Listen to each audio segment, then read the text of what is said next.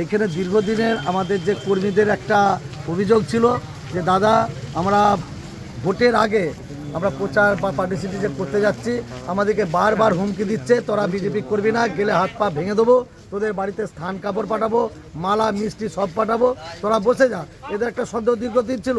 এই পার্টি অফিসটা বন্ধ থাকার ফলে আজ আমার এই বুথের বুথ সভাপতি হঠাৎ আমাকে ফোন করে,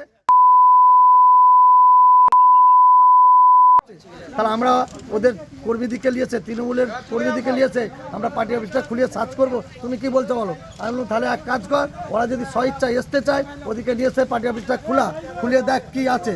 তাই আমি আপনাদের মাধ্যমে, সাংবাদিকদের মাধ্যমে আমি এই পার্টি অফিসটা খুলেছিলাম।